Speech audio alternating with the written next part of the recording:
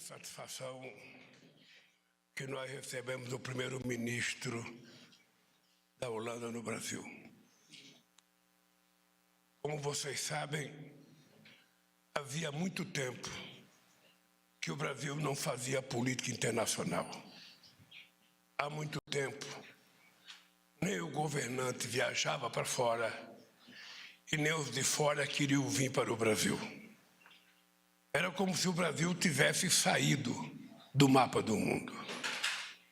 E nós, quando voltamos ao governo, resolvemos restabelecer uma política de relação exterior civilizada, uma política de relações exteriores em que o Brasil exercesse o protagonismo, sobretudo na discussão de uma nova matriz energética, de uma nova economia, e que a gente pudesse compartilhar com o mundo desenvolvido e com os países amigos uma discussão concreta sobre que tipo de mundo nós queremos daqui para frente.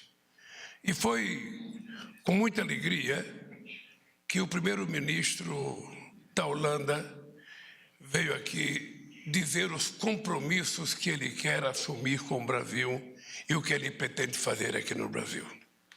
Para mim não falar o que ele tem que falar, eu queria que o primeiro-ministro dissesse ao jornalista brasileiro a conversa que teve comigo, para que a imprensa brasileira também compreenda que o Brasil voltou. O Brasil voltou na política internacional, o Brasil está voltando à normalidade e o Brasil está voltando à civilidade política que nunca deveria ter saído. E eu acho que o melhor exemplo é a visita do primeiro-ministro, companheiro Mark Rutte. Portanto, com a palavra ao primeiro-ministro. Well, thank you so much also for the very warm welcome. And indeed, it is very important that Brazil is back and is active. We discussed at length how we can work together. We basically, in our talks, very practically designed a program. O programa, discutimos então o programa e todas as questões que vamos trabalhar juntos: hidrogênio, educação técnica, biocombustíveis, contexto do G20, da COP20, adaptação climática, ação climática e assegurar que, por exemplo, com relação a mudanças climáticas, quando trabalhamos juntos e sabemos que o Brasil tem a liderança no mundo inteiro nessas questões. Então, é um prazer estar aqui em Brasília hoje, junto com o presidente Luiz Inácio Lula da Silva, celebrando a amizade entre os nossos países. E é muito importante para mim, porque estamos aqui na Praça dos Três Poderes, a praça que é o símbolo da democracia brasileira e do Estado de Direito. A democracia tem fortes raízes na sociedade brasileira e não conseguimos abalá-la. Eu gostaria de expressar o meu respeito pela democracia do Brasil, entendendo que houve um período de dificuldade. Essa é a minha primeira visita expandida com uma delegação desde a pandemia. Essa primeira visita é ao Brasil. E o Brasil e a Holanda e os Países Baixos, nós temos uma história muito longa. Nós temos instituições que trabalham juntas, universidades, parcerias em inovação já há muitos anos. Essa é, portanto, uma fantástica oportunidade para podermos expandir ainda mais a nossa relação bilateral. Ontem, por exemplo, eu visitei a Embraer com o 390, que é o avião de transporte. Nós esperamos que a Embraer tenha um papel importante em substituir modelos mais antigos. Nós também enfrentamos questões muito importantes, como já mencionei, hidrogênio, educação tecnológica, e nós queremos ter trabalhadores qualificados para trabalhar em todas essas áreas. A transição energética como um todo, a segurança alimentar, são outras questões em que trabalharemos juntos, o Brasil e os Países Baixos. Estamos trabalhando bastante para essa transição em direção a uma economia verde. Os Países Baixos e o Brasil se apoiarão com conhecimento e know-how. Então, estou muito feliz de visitar amanhã o Porto de Pecém. Vamos trabalhar juntos, mais uma vez, em conjunto com o Porto de Roterdã, num corredor verde. Também trabalhamos na área do desmatamento. Então, eu gostaria de dizer que eu valorizo muito todos os esforços envidados pelo presidente para a Amazônia. Na luta contra as mudanças climáticas e trazendo a sua relevância para o Brasil, isso é extremamente importante. E os Países Baixos gostariam de continuar o seu trabalho com o Brasil nessa área. Depois, gostaria de mencionar o G20. E no ano que vem, teremos o assento e o presidente estará conosco no G20. E isso é muito importante, mais uma vez, para nós. Nós concordamos com as bases do nosso trabalho e precisamos muito da liderança do Brasil. Nessa posição comum, fiquei feliz que conseguimos falar sobre a guerra da Ucrânia hoje. Sem concessões que possam afetar a soberania da Ucrânia. Também gostaria de dizer que os Países Baixos irão apoiar a Ucrânia o tempo que for necessário. Há ainda outras questões em que concordamos. Hoje, tomamos apenas o primeiro passo em retomar a nossa parceria. Estaremos na cúpula da União Europeia e da América Latina em julho, depois em setembro nos encontraremos novamente e depois trabalharemos no acompanhamento dessa agenda comum que concordamos que devemos trabalhar juntos. Então, mais uma vez, estou muito feliz de que o senhor tenha voltado. Isso tem sido crucial e gostaria de dizer muito obrigado no meu melhor português. Eu comecei a nossa conversa dizendo ao primeiro-ministro uma mágoa profunda da Holanda, que em 1970 o Brasil foi campeão do mundo e a gente esperava que o Brasil fosse repetir em 1974, quando surgiu a seleção da Holanda, tirou o Brasil da Copa do Mundo. Foi possivelmente uma das melhores seleções que já apareceram em jogos da Copa do Mundo. É uma pena que a geração de jogadores de futebol dura no máximo 15 anos e uma figura como Cruyff e seus liderados, pararam de jogar. A segunda coisa é que a Holanda é um país muito importante na discussão sobre a transição energética que o mundo vive e que o Brasil pode se transformar no símbolo de um país que pode ofertar ao mundo a experiência mais bem-sucedida da mais importante matriz energética totalmente limpa. Vocês sabem que o Brasil, além ter energia hídrica, além de ter o etanol, além de ter o biodiesel, além de ter eólica, além de ter solar, o Brasil vai agora entrar na fase do hidrogênio verde, que toda a Europa está precisando e muitos estão, inclusive, ajudando a financiar Estado do Nordeste para que a gente se transforme num grande usuário e num grande exportador de hidrogênio verde para o mundo. Esta é uma oportunidade para que o Brasil possa se transformar não apenas numa liderança da produção de commodities, mas numa coisa, sabe, mais nova, mais interessante.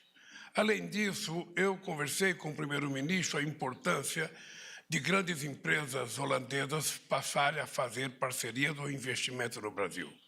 Eles têm interesse no setor químico, têm interesse no setor, sabe, de óleo e gás, e o Brasil também tem interesse nisso. Então, a gente pode estabelecer, além da transição energética, de discutir novos tipos de matriz energética, discutir também investimentos holandeses aqui no Brasil e, possivelmente, investimentos do Brasil na Holanda. Vocês sabem que nós vamos nos encontrar, eu não sei se o primeiro-ministro vai, mas eu vou ao G7 na próxima semana. E no G7, um assunto que nós vamos discutir inexoravelmente será a questão da Amazônia, será a questão energética como um todo, será a questão da Ucrânia, será a questão do crescimento econômico e a questão da geração de empregos. E nós vamos ter várias bilaterais, sabe, com vários países que estão pedindo bilaterais, e eu tenho certeza que a questão da Ucrânia vai surgir em todas as conversas que eu fizer. E eu repito para todo mundo o que eu disse ao primeiro-ministro, o que eu disse agora nessa minha visita a Londres. Ou seja, eu acredito na construção de um mecanismo que possa estabelecer a possibilidade da gente fazer com que o mundo volte a ter paz. Eu não acho impossível, a única coisa impossível é Deus pecar. O resto a gente pode fazer se a gente tiver vontade de fazer. E o Brasil está conversando com vários países, eu conversei com a China, vou conversar com a Índia, vou conversar com a Indonésia, vou conversar com outros países no G20, vou conversar agora no G7, para saber se a gente encontra um caminho. O primeiro caminho não é da paz, o primeiro caminho é da necessidade de parar a guerra. Quando parar a guerra, é possível que a gente crie condições de negociar o fim dessa guerra para sempre e que os países possam se colocar de acordo. É fácil? Não é fácil. Se fosse fácil, não teria chegado a guerra. Todo mundo sabe que o Brasil condenou a ocupação territorial da Ucrânia feita pela Rússia. O Brasil já votou na ONU, já repetiu o voto. Mas, ao mesmo tempo, nós achamos que é preciso não estimular a continuidade do erro. É preciso tentar dar uma parada nisso. Hoje, o Celso Amorim chegou na Ucrânia, ele já tinha ido à Rússia, ele viajou 12 horas de trem para poder chegar na Ucrânia, sabe? E eu espero que o Celso me traga, não a solução, que ele me traga indícios de soluções para que a gente possa começar a conversar sobre paz. Ele já sabe o que o Putin quer, ele agora vai saber o que quer o Zelensky, e aí nós vamos ter instrumentos para conversar com outros países e construir, quem sabe, a possibilidade de pararmos essa guerra. Ademais, nós conversamos na necessidade de montar grupo de trabalho. Tudo que nós discutimos na questão de emprego, investimento, educação, nós vamos ter que criar grupo de trabalho porque essa reunião não pode terminar em si mesma. A partir dessa reunião, nós teremos grupo de trabalho dos Países Baixos com o grupo de trabalho do Brasil, para que a gente possa começar a discutir em transformar em políticas concretas aquilo que nós discutimos hoje. Ao mesmo tempo, nós temos a questão do acordo União Europeia e Mercosul, que nós estamos preparando uma pronta resposta para a União Europeia da proposta e da carta que nós recebemos da União Europeia. Nós vamos participar da reunião da CELAC, União Europeia, sabe, no meio do ano. Nós vamos participar do G20 na Índia, vamos participar dos BRIC na África do Sul. E eu penso que depois de todas essas reuniões a gente pode ter voltada à normalidade do Brasil, vocês brasileiros que quiserem viajar, podem mostrar o passaporte nos aeroportos que vocês serão bem tratadas, bem recebidas, atendidas carinhosamente e não com suspeita de alguma coisa. Tá? E eu quero agradecer ao primeiro-ministro, primeiro pela compra de 5 KC-390. É um avião que a Embraer está produzindo, é, na verdade, uma cópia melhorada e modernizada do famoso Hércules, é muito mais moderno, é um avião a jato, não é a hélice, portanto ele voa quase a 800 km por hora, 900 km, é seguro, eu já viajei nele. Posso garantir ao primeiro-ministro que pode comprar até 6, não precisa ficar nos 5. E eu penso que esse nosso encontro aqui é extremamente importante. Hoje eu encontrei com o presidente da Saab Scania, que é um sueco, que é o produtor do nosso caça. Eu tenho muita relação de amizade na Suécia, na Dinamarca, na Noruega, e eu espero construir com esses países a relação civilizada, a relação produtiva que nós tivemos ao longo do meu governo. Por isso, nós estamos à disposição de vocês para 2 perguntas. Nada de fazer 3 em 1, é 2 perguntas. O Graziano vai... O Crispiniano, você tem que coordenar aí. Está aqui já. Boa noite. Você ficar escondido aí atrás... Boa noite, presidente. Boa noite, primeiro-ministro. Queria saber do primeiro-ministro sobre essa conversa, né, relacionada à guerra da Ucrânia. O senhor tem declarado aí sobre essa dimensão existencial dessa guerra para a Europa, né? Que papel o senhor acha que o Brasil pode cumprir aí para colaborar para o fim do conflito? O senhor acha que o senhor fez algum pedido ao presidente Lula nesse contexto? O que os senhores conversaram a respeito dos esforços de paz? E ao presidente Lula, presidente, o governo da Ucrânia teria solicitado ao Ministério da Defesa a compra aí de 450 viaturas blindadas do tipo Guarani na versão ambulância. Estou fazendo referência a uma notícia publicada hoje pelo jornal Estado de São Paulo. Eu queria confirmar se houve esse pedido, se o governo brasileiro pretende atender, neste caso, das viaturas... É fake news, pelo menos para mim. Não existe um pedido de ambulância Guarani. E também que o senhor comentasse sobre essa questão aí da conversa da Ucrânia entre os dois, né? Também. É fake news, então, o pedido da... Pelo menos para mim. What I did is elaborate on why Ukraine and the Russian aggression against Ukraine is existential. Por que a questão da Ucrânia é existencial? Não é apenas uma ameaça aos nossos valores, essa recolonização de outro país, mas tem a ver com a nossa segurança, que pode estar em risco se a Rússia tiver sucesso na Ucrânia. Eu também entendi que nos últimos 10 anos, eu e outros na União Europeia nós já conversamos com o presidente Putin e, desde então, as coisas mudaram muito. A situação escalou desde 2022 com a invasão da Rússia à Ucrânia. Então, eu expliquei que nós também fornecemos armas para a Ucrânia, porque se não tivéssemos feito isso, Kiev teria caído nas primeiras semanas dessa terrível guerra. O presidente explicou em detalhes os passos tomados pelo Brasil e, potencialmente, são muito importantes também para ajudar a encontrar soluções para a situação, para evitar esforços em direção à paz, e também estamos trabalhando nisso. E eu acredito que tudo deve começar com a presidência da Ucrânia e com a liderança da Ucrânia.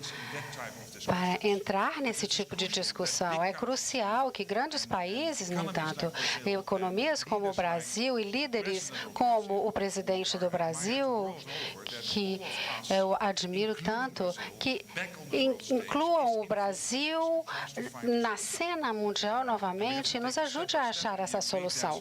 Então, temos que tomar passos e eu gostaria de assegurar que o presidente sempre receba atualizações daquilo que nós temos conhecimento. Faremos isso em um esforço mútuo. Bem, a minha resposta vocês já sabem.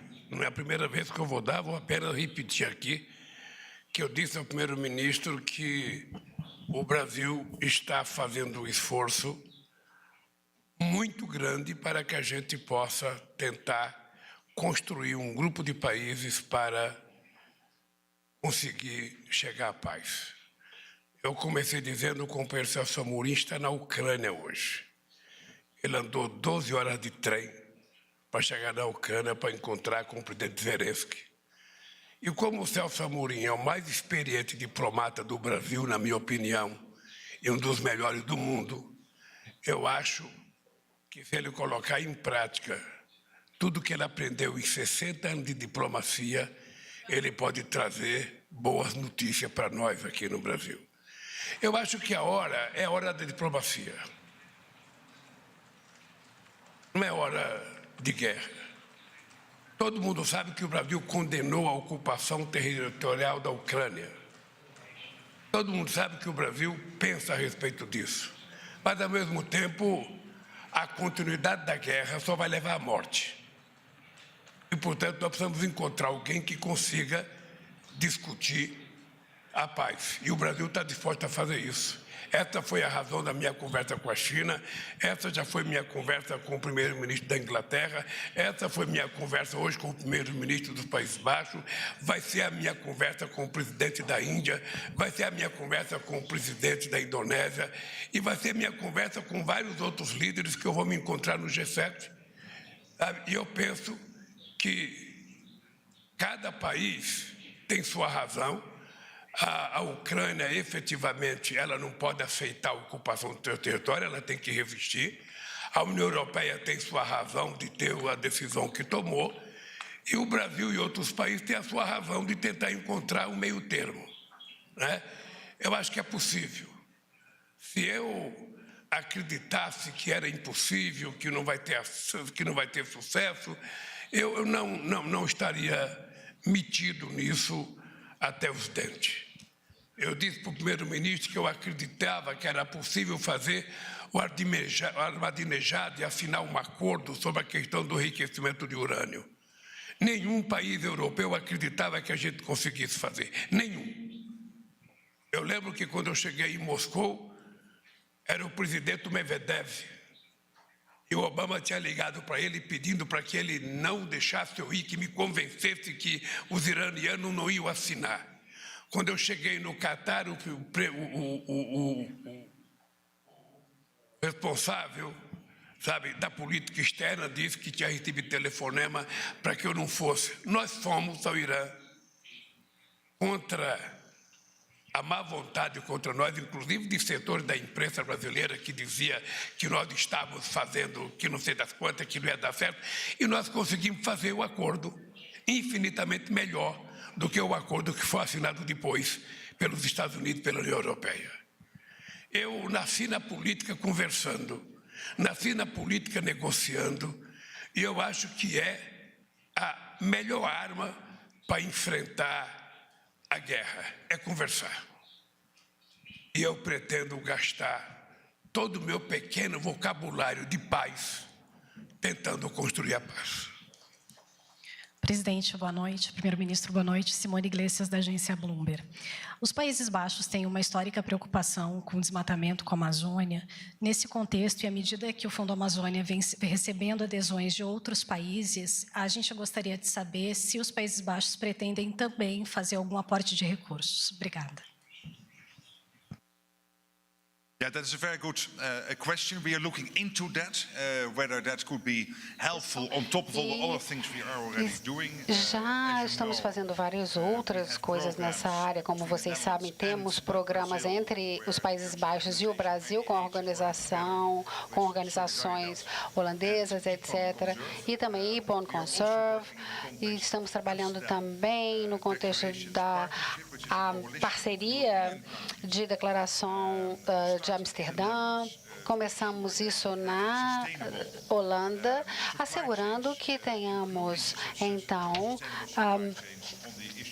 cadeias de valor que sejam sustentáveis, especialmente na agricultura. Gastamos 50 milhões no Fundo de Bioeconomia da Amazônia, que está focado em assegurar que na Amazônia haja iniciativas contra o desmatamento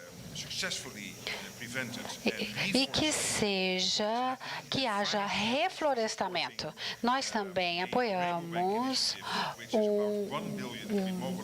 uma iniciativa de um banco de 1 bilhão que foca na agricultura sustentável e reflorestamento, também, mais uma vez, focando em áreas do mundo em que isso seja mais necessário, especialmente na Amazônia. Então, estamos trabalhando nisso. Você quer que eu fale também sobre isso? Não. Não, veja, eu vou participar da COP nos Emirados Árabes. Eu vou um pouco repetir o discurso que eu fiz no Egito, o discurso que eu fiz de Copenhague em 2009, porque, veja, nós temos uma COP que tem como principal discutir a questão do clima, e para discutir a questão do clima, quem tem floresta a preservar são os países em desenvolvimento e os países pobres, no caso da América do Sul. Nós temos Equador, Venezuela, Colômbia, Peru, Bolívia, que junto com o Brasil tem o que sobra da reserva da Amazônia. Você tem o Congo, você tem a Indonésia. Sabe? Então, esses países que estão dispostos a contribuir com a preservação das nossas florestas, isso tem um custo, porque nessas florestas moram gente. Na Amazônia moram 25 milhões de pessoas e que nós precisamos garantir que essas pessoas sobrevivam. Nós não queremos transformar a Amazônia num santuário da humanidade. O que nós queremos é, no território soberano do Brasil, compartilharmos com o mundo a exploração da riqueza da nossa biodiversidade, para saber se dali a gente pode encontrar formas de gerar melhoria de vida para as pessoas que trabalham lá, o que é possível extrair para a produção de fármacos, o que é possível produzir para cosméticos, ou seja, há um campo enorme. O que nós dissemos ao primeiro-ministro é que o Brasil é um país que não precisa derrubar uma árvore para continuar sendo um grande produtor de grãos. Nós temos mais de 30 milhões de hectares de terras degradadas. Se essas terras forem recuperadas, a gente pode dobrar a produção agrícola, pode aumentar muito o nosso rebanho bovino, sem precisar derrubar uma única árvore. E nós não podemos admitir, sabe, que os madeireiros irresponsáveis possam entrar na Amazônia, pegar uma árvore de 300 anos, cortar para fazer uma cadeira, para fazer uma mesa. Quando, se ele quiser montar a fábrica de móveis, ele pode fazer florestamento. Ele pode produzir a floresta do que ele quiser, de jacarandá, de mogno, sabe? E depois ele pode cortar a hora que ele quiser, porque é dele, está no terreno dele. Mas a floresta nós temos que preservar em nome da sobrevivência da espécie humana. E esse é um compromisso que nós temos no Brasil, de que até 2030 nós vamos zerar o desmatamento. Mais do que isso, nós, possivelmente, sejamos o país mundial na produção de energia limpa no planeta Terra. Para isso é que nós vamos nos empenhar para construir essa matriz energética que vai ser exemplo para o mundo.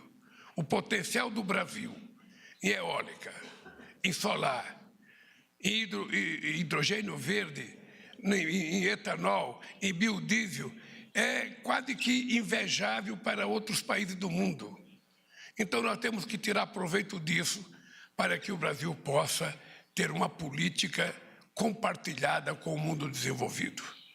Eu pretendo cumprir aquilo que nós fizemos em 2009 e também pedir a compreensão do primeiro-ministro que nós vamos aos Emirados Árabes na COP e vamos querer que seja aprovado o Brasil para fazer a próxima COP em 2025,